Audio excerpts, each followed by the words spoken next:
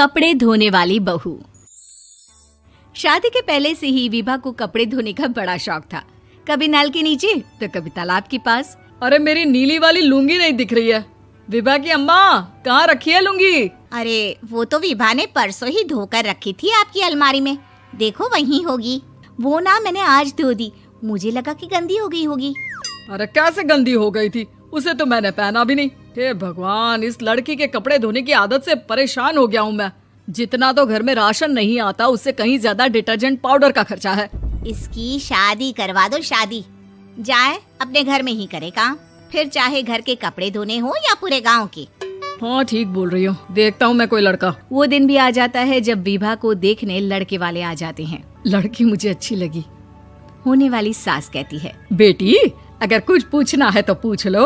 वैसे तो हमारी लड़की बहुत ही शर्मीली है, जो बोल दो वो मान लेती है, इसे क्या पूछना होगा। अरे कैसी बात कर रही हो माँ, मुझे इन लोगों के घर रहना है, सवाल तो कई है। हाँ हाँ बेटा, पूछ लो ना, क्या पूछना है। आप लोगों के घर कपड़े कौन धोता है? सास का मुंह बन जाता है। देखो, अगर तुम ये कहना चाहती हो कि तुम्हें कपड़े धोने नहीं आते तो सुन लो, कपड़े मैं ही धोती हूँ, लेकिन तुम्हारे आ जाने के बाद मैं रुमाल तक नहीं धोऊंगी। अरे चुप रहना भाग्यवान, बहू बेचारी घर आई नहीं, उसे डराना शुरू कर दिया। वो क्या है ना बिटिया, अभी तक तो ये कल्लू की माँ ही धोती थी, लेकिन अब तुम्हारे पापा तो दहेज में वॉशिंग मशीन देंगे ही। तभी विभा की माँ बोल पड़ती है, सवाल भी पूछा तो क्या। वैसे भाई साहब, मशीन की तो फिर भी कपड़े धोने की कैपेसिटी होती है। मतलब जो बिटिया दे रहे हैं ना विभा, इसे कपड़े धोने का बहुत शौक है। ये आप लोगों के क्या, आस पड़ोस गांव मोहल्ले सबके कपड़े धो दे और उफ तक ना करे। बाहर देखा नहीं आपने कितने कपड़े सूख रहे हैं? सब हमारी बिटिया ने ही तो धोए हैं। बस भी करो ना माँ, शर्म आ रही इतनी तारीफ सुनकर। और तो और एक दाग निकाल कर दिखाओ तो मान जाओ। हाँ अच्छा, माफ करना बेटा, मैंने गलत समझा।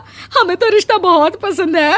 और ऐसे जुड़ जाता है रिश्ता कपड़े धोने का शौक रखने वाली विभा का। उसकी शादी हो जाती है कोयला फैक्ट्री में काम करने वाले कल्लू के साथ। शादी के बाद अचानक विभा चिल्लाती हुई सास के पास आती है। सासू माँ, अरे सासू माँ कहाँ है आप? ये तो धोखा है, धोखा दिया आप लोगों ने मुझे। इसे ससुर के चक्कर के बारे में पता चल गया। अरे तो उसमें तुझे क्यों धोखा मिला है? अरे नल में पानी नहीं आता, कपड़े कैसे कब धुलेंगे? अच्छा, तू पानी नहीं आ रहा उसकी बात कर रही है। तो आपने क्या सोचा? कुछ नहीं। अच्छा, तेरी माँ ने कहा था कि कपड़े धोने का शौक है तुझे, याद आया मुझे। शौक बोलकर कपड़े धोने वाले मेरे जुनून को कम ना आके सासू माँ, कपड़ा धोना मेरा गुरूर है। तभी पति भी वहाँ आ जाता है। अभी मैंने इसे सनी देओल की फिल्म दिखाई है, उसी के डायलॉग मार रही है माँ। अच्छा सुन, साफ साफ बता रही हूँ, पानी सुबह 4 से 6 और शाम को 10 से 12 आता है, समझी? विभा टाइमिंग सुनकर हैरान हो जाती है। ये क्या भूतों का मोहल्ला है? सुबह 4 बजे उठकर कौन कपड़े धोता है? 4 बजे टंकी में पानी जाता है, फिर सारा दिन धोना ना, किसने मना किया? अरे कैसी बात कर रही हैं? 200 लीटर की टंकी में कितने कपड़े धो लूंगी मैं? सुबह ही उठ जाऊंगी मैं। अब क्या था, विभा सुबह 4 से लेकर रात के 12 बजे तक कपड़े ही धोती रहती। एक रोज सास पड़ोस से निकलकर कहीं जा रही होती है कि साथ वाली कहती है, हाँ कल्लू की माँ, जरा ये बताओ कि 2 साड़ी है, 2 ब्लाउज और एक पेटीकोट और एक नाड़े वाला लंबा कच्छा। हाँ तो? अरे तो क्या, कितना लोगी धुलाई ये बताओ। धोबन दिख रहे हैं हम क्या? हमारे पति सरकारी नौकरी से अभी रिटायर हुए हैं और बेटा सुपरवाइजर है कोयला फैक्ट्री में। धोबन समझ रखा है हमें?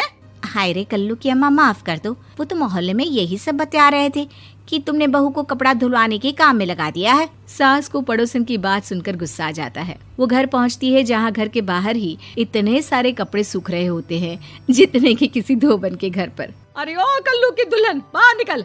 माँ जी यहीं आ जाओ, बाथरूम में चादर धो रहे हैं हम। अरे अभी हम धोते हैं, तुमको बाहर निकलो। ये आस पड़ोस वाले बोल रहे हैं कि हम बहू से कपड़े धुलवा कर उसे कपड़ा धोने वाली बना दिए हैं। अरे छोड़ो ना माँ जी, किन लोगों की बातों में आती हो?